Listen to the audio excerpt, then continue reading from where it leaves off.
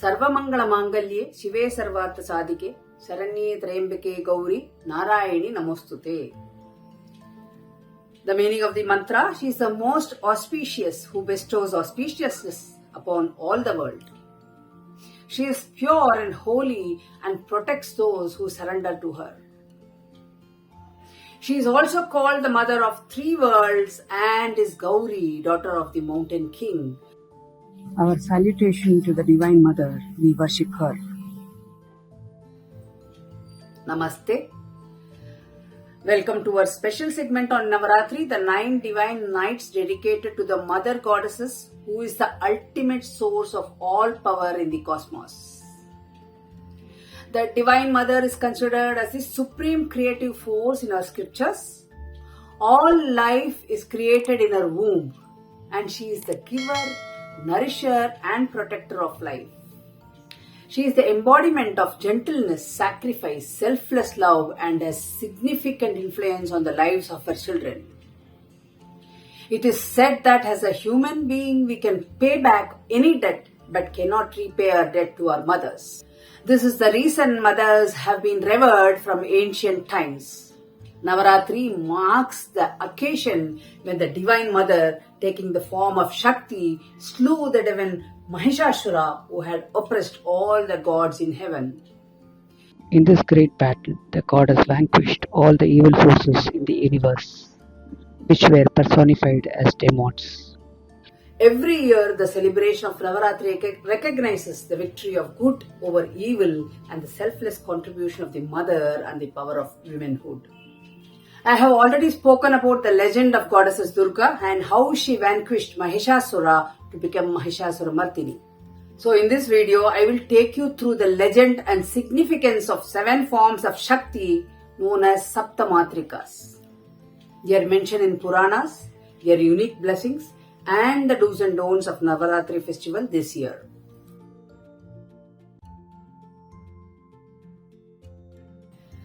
The Saptamatrikas are different aspects of the Supreme Mother Shakti. Matrika means mother and Shakta means 7.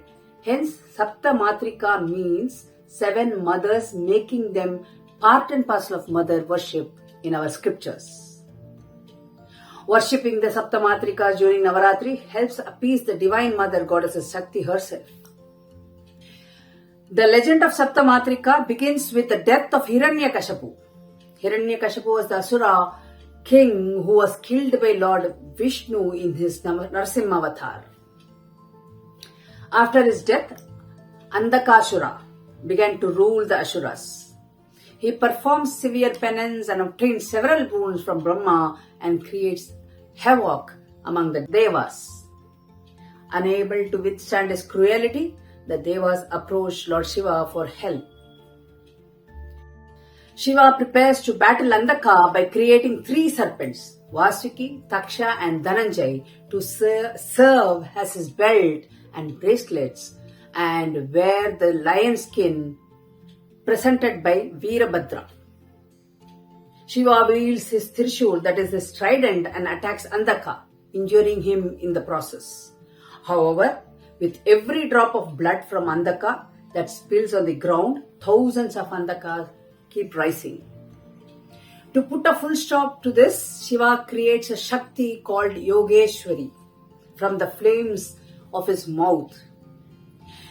The 7 powerful deities, Brahma, Vishnu, Maheshwara, Kumara, Varaha, Indra and Yama, send their feminine power or their female forms along with Yogeshwari to arrest the flow of blood. These Shaktis are armed with the same weapons, wear the same ornaments, ride the same Vahanas and carry the same banners as their corresponding male version. It is to be noted that these divine mothers were created in cognizance with gods and they are associated as their energies. The Saptamatrikas thus came into existence as Brahmini, Vaishnavi, Maheshwari, Gaumari, Varahi, Indrani and Chamundi, who eventually managed to overpower Andakasura and bring peace to the 3 worlds.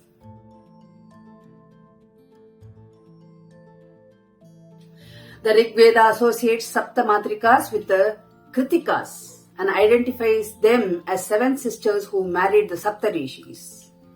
Because the Kritika took care of Skanda, he became known as Kartikeya. Puranas mention that 6 of the 7 sisters were abandoned by their husbands, who accused them of infidelity as they were warming themselves by Agni, who was carrying Shiva's seed. The Saptarishis are the 7 stars of the Big Dipper constellation in the northern sky. Only one of the 7 sisters remained with her husband as a star, as she remained chaste despite of tryst with Agni. This star is Arundhati. The remaining 6 stars moved towards the eastern horizon to form the Palladius constellation.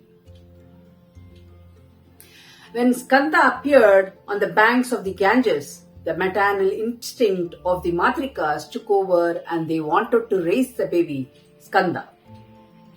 In their eagerness to care for the child, they argued themselves. As a solution to this dispute, Skanda grew 6 heads so that he can look at all the 6 mothers and they can each nurse one aspect of him. Once Skanda grew, Lord Shiva blessed the Kritikas and established the association of Kritikas with Kartikeya.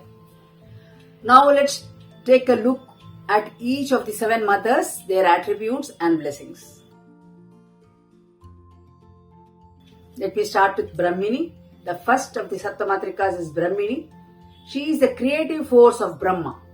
She symbolizes creativity in all forms and the epitome of knowledge. Brahmini is Kamanashini, the destroyer of weakness causing desires. She bestows her devotees with higher intelligence, name, fame, and mental peace. Vaishnavi. The second of the Saptamatrikas is Vaishnavi, also referred to as Narayani. She is the activating force of Lord Vishnu. Vaishnavi is Mohanashini, the destroyer of ignorance. She bestows her devotees with good health, happiness, prosperity, and protects them from dangers. The third of Saptamatrikas is Maheshwari, the Shakti of Maheshwara, that is Shiva himself. Maheshwari is Krodhanashini, the destroyer of anger. She blesses her devotee by removing negativities, solving their problems, and shielding them from anger and hate. The fourth among the Saptamatrikas is Kaumari, also known as Kumari or Kartikeyani. She is the feminine energy of Muruga. Kaumari is Lobhanashini, the destroyer of greed. Lobha means greed. She is quick action Matrika who quickly responds to her devotees and blesses them with courage and confidence and helps them to overcome their life struggles. The fifth among Saptamatrika is Varahi, the boar-faced Shakti of Varaha.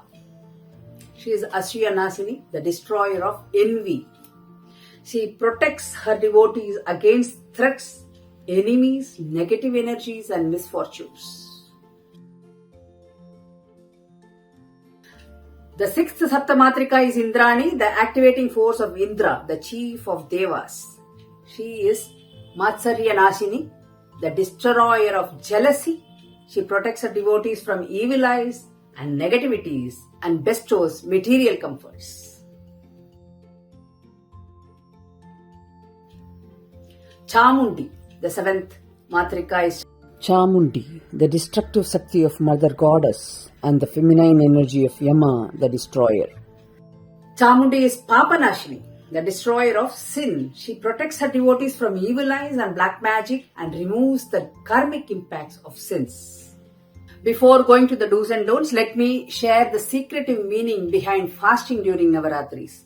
In many parts of India, people fast on all 9 days religiously.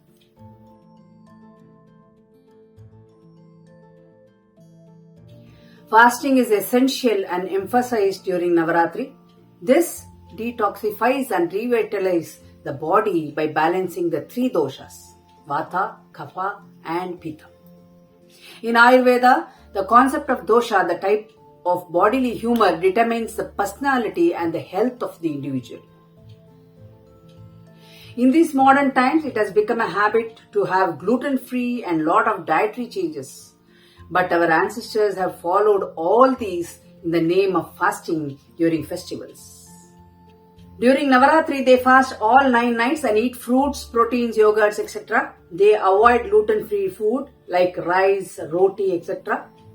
They ate easily digestible food.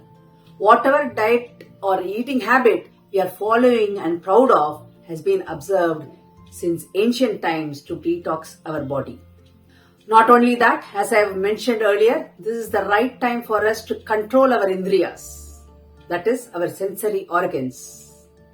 Our sensory organs acquire knowledge through these 9 holes and enhances overall health. By fasting and being ritualistic, we cleanse our Navadvara, 9 openings in our body. These are our mouth, 2 eyes, 2 nostrils, 2 ears, and the organs of excretion and the organ of reproduction. You cleanse these sensory organs by seeing good things, listening to good things, breathing exercises, eating and talking less. When eating the right food, you will cleanse your excretory organs and intestine. Fasting is not only for the body but also for the mental rejuvenation. We have a lot of negative emotions like lust, jealousy, greed, hatred and ego. Navaratri helps to eliminate that quality from us. So let us pray to Saptamatrikas to get relieved from our indriyas, indriyanam vimuktihi, during this Navaratri. Now for the final section of this video, let's briefly discuss some do's and don'ts during Navaratri.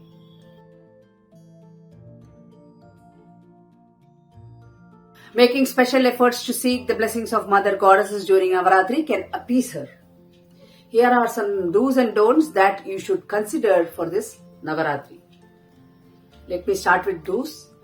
Take blessings from mother or from elderly women or all 9 days. Maintain purity and cleanliness. Perform daily prayers and recite mantras. Fast or follow a sattvic diet. Show compassion and generosity. Be respectful to women and elders. Be chaste during this period. Offer prasad to young girls before consuming it. If you are on 1 meal fast, have full meal only after sunset. Let me share don'ts during Navaratri day. Avoid any addiction.